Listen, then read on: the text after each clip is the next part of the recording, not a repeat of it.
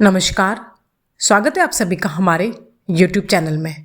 आज के अपने इस वीडियो में मैं आप सभी को कार्तिक मास के महात्म्य का 34वां अध्याय सुनाने जा रही हूँ। ऋषियों ने पूछा, हे सूत जी, पीपल के वृक्ष की शनिवार के अलावा सप्ताह के शेष दिनों में पूजा क्यों नहीं की जाती?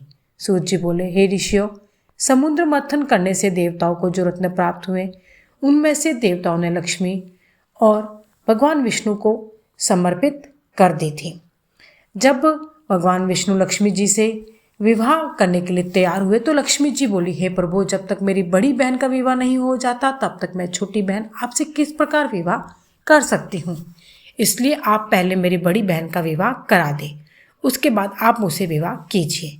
यही नियम है जो प्राचीन काल से चला आ रहा है।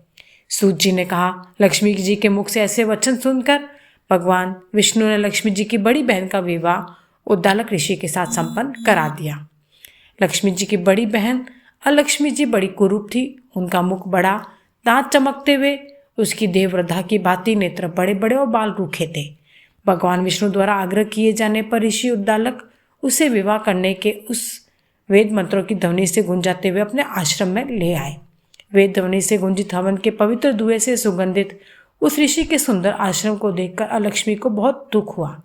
वह महर्षि उद्दालक से बोली, चूंकि इस आश्रम में वेद ध्वनि गूंज रही है, इसलिए यह स्थान मेरे रहने योग्य नहीं है, इसलिए आप मुझे यहाँ से अन्यत्र ले चलिए।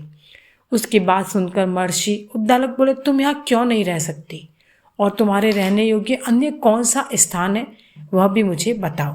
अलक्ष्मी बोली, जिस स्थान पर वेद की ध्वनि होती हो, अतिथियों का आदर सत्कार किया जाता हो, यज्ञ आदि हो, ऐसे स्थान पर मैं नहीं रह सकती। जिस स्थान पर पति पत्नी आपस में प्रेम से रहते हो, पितरों के निमित्त यज्ञ होते हो, देवताओं की पूजा होती हो, उस स्थान पर भी मैं नहीं रह सकती।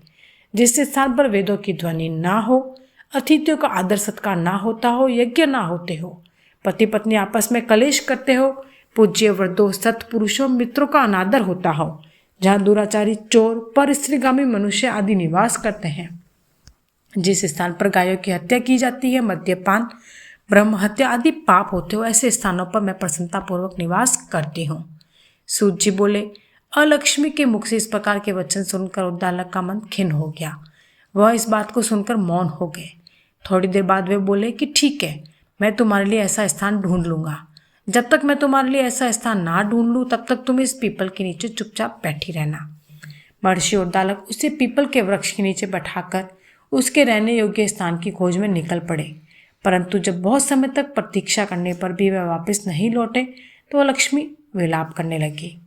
जब वह कुंड में बैठी लक्ष्मी जी ने अपनी बड़ी बहन अलक्ष्मी का विलाप सुना तो वह व्याकुल हो गई। वह दुखी होकर भगवान विष्णु से बोली, हे प्रभु, मेरी बड़ी बहन पति द्वारा त्यागे जाने पर अत्यंत दुखी है। यदि मैं आपकी प्रिय पत्नी हूँ तो आप उसे आश्वासन देने के लिए उसके पास चलिए। लक्ष्मी जी की प्रार्थना पर भगवान विष्णु लक्ष्मी जी सहित उस पीपल के वृक्ष के पास गए जहाँ अलक्ष्मी बैठकर विलाप कर रही थी। उसको आश्वासन देते हुए भगवान विष्णु बोले, हे अलक्ष्मी, तुम इसी पीपल के वृक्ष की जड़ में सदैव के लिए निवास करो, क्योंकि इसकी उत्पत्ति मेरे ही अंश से हुई है और इसमें सदैव मेरा ही निवास रहता है। प्रत्येक वर्ष गृहस्थ लोग तुम्हारी पूजा करेंगे, उन्हीं के घर में तुम्हारी छोटी बहन का वास होगा। स्त्रियों को तुम्हारी पूजा विभिन्न उपहारों से करनी चाहिए।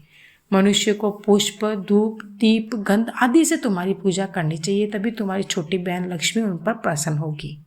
सूत जी बोले, ऋषियों, मैंने आपको भगवान श्री कृष्ण, सत्यभामा तथा पृथु नारद का संवाद सुना दिया है, जिससे सुनने से मनुष्य के समस्त पापों का नाश होता है और अंत में वैकुंठ को प्राप्त होता है। यदि अब भी आप लोग कुछ पूछना चाहते हैं तो अवश्य पूछिए, मैं उसे अवश्य कहूँगा। सूत जी के वचन सुनकर सौनक आदि ऋषि थोड़ी देर तक प्रसन्नचित वहीं बैठे रहे। तत्पश्चात वे लोग बद्रीनारायण जी के दर्शन हेतु चल दिए। जो मनुष्य इस कथा को सुनता या सुनाता है उसे संसार में समस्त सुख प्राप्त होते हैं। इस प्रकार कार्तिक मास के महात्म्य का 34वां अध्याय भी पूर्ण हुआ। जय श्री हरि, जय श्री कृष्ण।